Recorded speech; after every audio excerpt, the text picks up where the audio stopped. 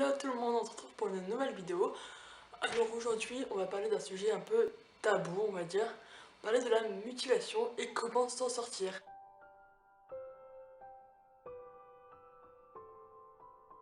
Alors, la mutilation, qu'est-ce que c'est? Alors, la mutilation est considérée comme une drogue, une dépendance à la douleur. Ça consiste à prendre un objet tranchant ou pas et s'ouvrir la peau jusqu'à des fois aller au sang ou des fois pas. La mutilation, c'est vraiment un problème grave. C'est très difficile de s'en sortir. On peut croire comme ça que. On peut croire que c'est facile, mais pour ma part, ça a été très dur, très difficile. Pour s'en sortir, il faut de l'aide. On peut pas s'en sortir seul. Enfin, après, ça dépend. Il y a trois stades de mutilation. Je vais les décrire. Il y a la mutilation 1, la mutilation qu'on fait pour se faire connaître, pour avoir de l'importance. Je dis pas que c'est bête parce que beaucoup de gens le font pour prouver quand même qu'ils ont mal, mais c'est pas la meilleure solution, c'est sûr. Mais ils font ça pour montrer aux gens que eux aussi ils ont mal, même s'ils ne le montrent pas comme ça. Après, le deuxième type, c'est la mutilation silencieuse. Ceux qui se mutilent, qui ne montrent à personne, qui saignent, qui ont mal, qui mettent des pulls toute la journée, qu'il fasse beau, qu'il fasse froid, ils mettent des pulls. Ces gens-là, ils souffrent beaucoup. Je crois que c'est le pire stade de mutilation. Il y a la mutilation 3, c'est ceux qui se mutilent beaucoup, qui le montrent à certaines personnes et à d'autres non.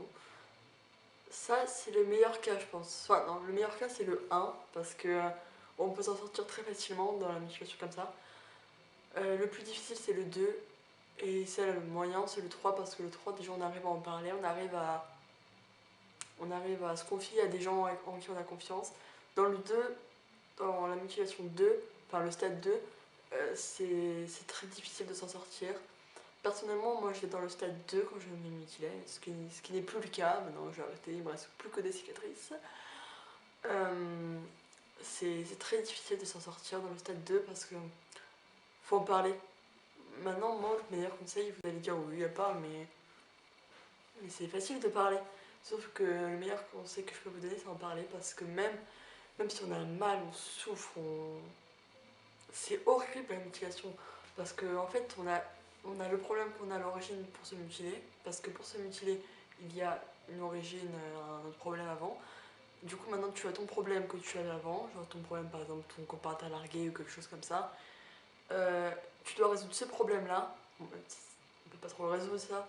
Plus ton problème de mutilation. Donc, ça te fait deux problèmes. Donc, la mutilation est un problème, une drogue, quelque chose. Je le sais, je me répète, mais il ne faut vraiment pas le prendre à la légère. Des gens meurent jusqu'à. Après, il n'y a plus de place, du coup, ils se tuent. C'est c'est vraiment, c'est vraiment horrible. Et voilà. On arrive à la deuxième phase de cette vidéo. Maintenant, comment s'en sortir? Alors, même si j'ai déjà un peu répondu dans la phase 1, 2, alors pour s'en sortir, il faut déjà vraiment en parler. Quand je dis ça, c'est pas du tout à prendre à la légère, il faut en parler. Que ce soit à vos parents, à vos grands-parents, à votre copain, à votre copine, peu importe, il faut vraiment en parler à quelqu'un. Vous pouvez même m'en parler à moi si vous avez trop mal. D'ailleurs, je vous mets mon adresse mail ici. Ça, vous pouvez m'envoyer un mail en m'expliquant votre problème et tout. J'essaierai de le régler au maximum. Après, il y a beaucoup plus de moyens pour s'en sortir. On peut aussi appeler des gens spéciaux, des numéros, par exemple, numéro de suicide. Sur Facebook, même si c'est pas bien d'afficher des problèmes comme ça, vous pouvez en parler. Vous pouvez vous créer une page Facebook, par exemple, un compte Twitter où vous en parlez, où vous dites tout ce que vous avez. Vous pouvez même prendre un journal. Voilà, ça c'est un bon conseil que je vais vous conseiller. Un bon conseil que je vais vous conseiller, vous. D'accord. Vous prenez un journal et vous écrivez toute la haine que vous avez.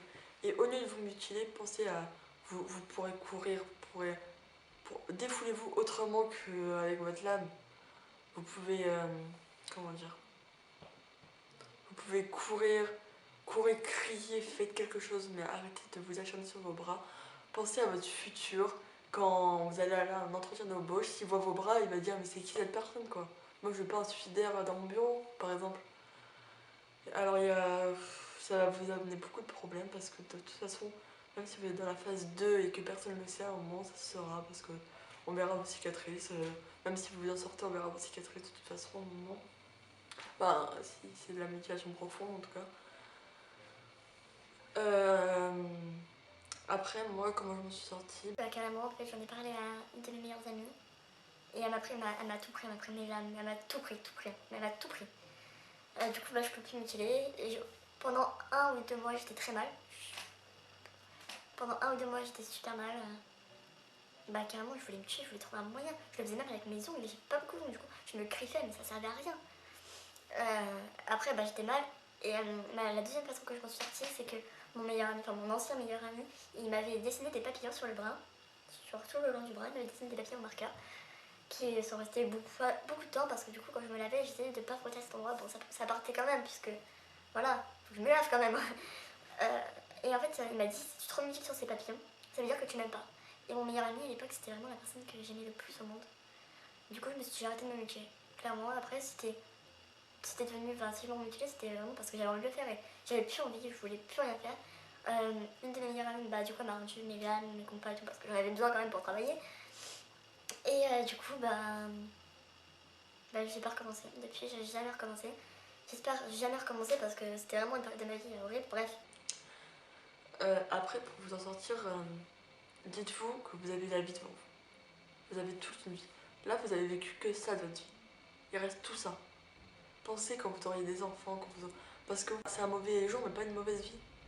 Faut, faut juste que vous attendez. Plus le malheur va être horrible, plus le bonheur va être proche et ça va être parfait pour vous. Donc je vous conseille vraiment d'en parler à vos proches, de faire le maximum parce que la mutilation c'est pas rien. Ça peut mener au suicide, ça peut mener à la mort, ça peut vous détruire mentalement et physiquement. Donc faites le mieux possible, je vous aime. Envoyez-moi vos messages, il n'y a pas de souci, je répondrai à tous vos messages. Donc voilà, j'espère que cette vidéo vous aura aidé un maximum, même si je peux pas être avec vous, vous aider et tout. Donc voilà. Bref, je vous souhaite le plus gros courage du monde et bisous.